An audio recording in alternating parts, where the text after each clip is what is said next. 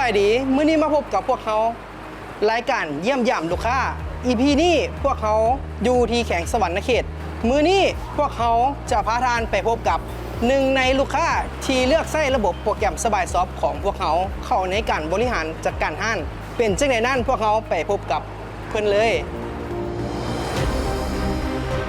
เดี๋ยวสบายดี โดยสบายดี เดี๋ยวช่วยแนะนำตัวเองให้ทางเขารู้จักแน่เจ้า ข้าพเจ้าซื้อนางพรทิพย์หับตำแหน่งเป็น HR ปัจจุบันนี้ทางห้างเขานี่มีอยู่จากสาขาแต่ละสาขานี่ตั้งอยู่ใส่ไหนแก่ ปัจจุบันนี้ทางห้างของพวกเรามีอยู่2สาขาสาขาที่1คือสำนักงานใหญ่เขาตั้งอยู่บ้านวงพันศรีเมืองอุทุพรแขวงสวรรณเขตและก็สาขาที่2เนาะตั้งอยู่บ้านศรีบุญเฮืองเมืองพีนแขวงสวรรณเขตเจ้า เดี๋ยวแล้วผลิตภัณฑ์หรือสินค้าและการให้บริการทางห้างเขานี่มีอย่างไรแก่ เจ้าเนื่องจากว่าทางห้างของพวกเราเป็นห้างที่ทันสมัยเนาะที่มีหลากหลายสินค้าเช่นว่าประเภทโครงสร้างที่ครบวงจรประเภทเครื่องเฟอร์นิเจอร์ตกแต่งภายในเรือนและก็ประเภทออดิโอบอประเภทสุขภัณฑ์ปั๊มปิ้งเจ้าและก็เครื่องใช้ไฟฟ้าที่ครบวงจรสำหรับส่วนการบริการของห้างเฮาเนาะก็มีทั้งขายส่งและก็ขายย่อยบ่ว่าลูกค้าจะเข้ามาซื้ออยู่หน้าห้างเฮาบ่หรือว่าสั่งทางออนไลน์เฮาก็สามารถส่งให้ลูกค้าได้เจ้าสำหรับลูกค้าท่านใดที่อยากสั่งเงินใหม่หรือว่ากำลังสั่งเงินใหม่บ่หรือว่าตกแต่งเงินใหม่ก็สามารถเข้ามาหาเฮาได้เจ้าเฮายินดีให้คำปรึกษาดังสโลแกนที่ว่าอุทุพรโฮมครบเครื่องเรื่องบ้านครบจบในทีเดียวเจ้าแล้วทางห้างได้รู้จักระบบโปรแกรมทางเขาได้ช่องทางไหนเจ้าสำหรับห้างเฮาเนาะรู้จักทางออนไลน์และเพจ Facebook เนาะทางห้างนี่ได้นำใช้ระบบโปรแกรมเขามาดุลแล้วบอกไงเจ้าทางห้างของพวกเฮานี่ก็นำใช้ระบบมาตั้งแต่ปี 2019 หา 2025เนาะก็ใช้เวลาเป็นประมาณ6 ปีไปหา 7 ปีแล้วเจ้าเจ้าแล้วจุดเปลี่ยนใดที่ว่าทางห้างจึงตัดสินใจเลือกใช้ระบบโปรแกรมสบายซอฟของพวกเขาผ่านมาทางห้างเฮาก็ได้ศึกษาหลายๆโปรแกรมแล้วเนาะ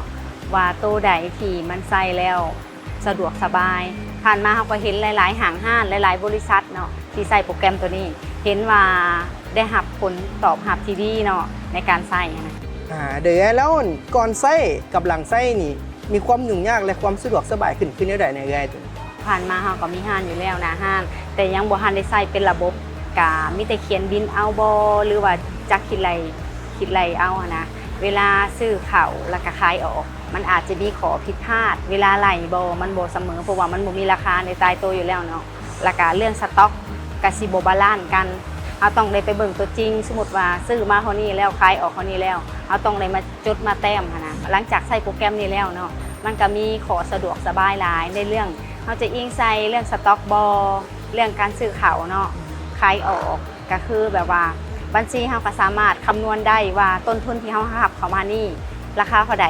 กำไรเท่านี้ราคาเท่าใดเบิดเดือนเบิดทิศนี่เนาะเบิดปีนี่ว่าสินค้าตัวนี้เฮาสามารถตรวจสอบได้หลายสำใด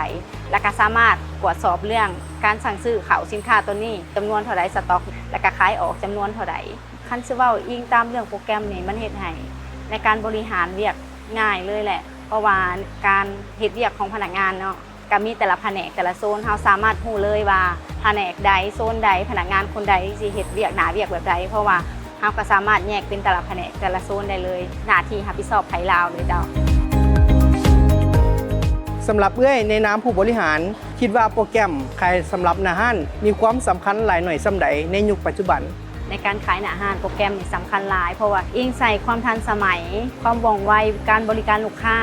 ก็คือสะดวกสบายเวลาลูกค้าซื้อสินค้าของเฮาเนาะแล้วก็หลังจากยิ่งออกขายสต็อกมันก็ต้องตัดออกบ่ว่าห้างเฮานี่จะมีรายการหลายสินค้าหลายปานใดเป็นพันเป็นหมื่นรายการโปรแกรมเฮาก็สามารถทำห้องได้บ่จำเป็นต้องไปถือแฟ้มถือบิ๊กอย่างหลายๆนะเดี๋ยวแล้วทั้งบริการหลังการขายทางเฮาเป็นแนวใดในไงหลังจากเฮาซื้อโปรแกรมมาแล้วเนาะถ้าว่าบางครั้งโปรแกรมก็มีการติดขัดเนาะโดยหรือว่ามีปัญหาเฮาก็สามารถสอบถามเพิ่นโดยตรงได้มีตอบซ่าแน่ตอบไวแน่ก็เป็นบางช่วงก็ถือว่าในการใส่บริการร้านการขายนี่ก็พึงพอใจอยู่และก็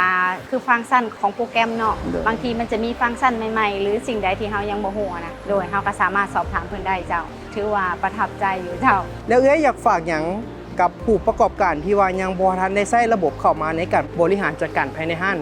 ส สำหรับบริษัทที่ห้างที่ยังบ่ทันได้ใส่ระบบโปรแกรมเนาะเฮาก็อยากให้หันมาใส่ระบบโปรแกรมนี้เพื่อการบริหารห้างให้มันสะดวกสบายขึ้นนะก็คือยุคสมัยนี้เนาะการซื้อการขายบ่สามารถเบิ่งบัญชีเบิ่งสต็อกเบิ่งเครื่องในการหับเขาขายออกระหว่างต้นทุนกำไรได้และก็ประหยัดเวลาในการสรุปบัญชีเจ้า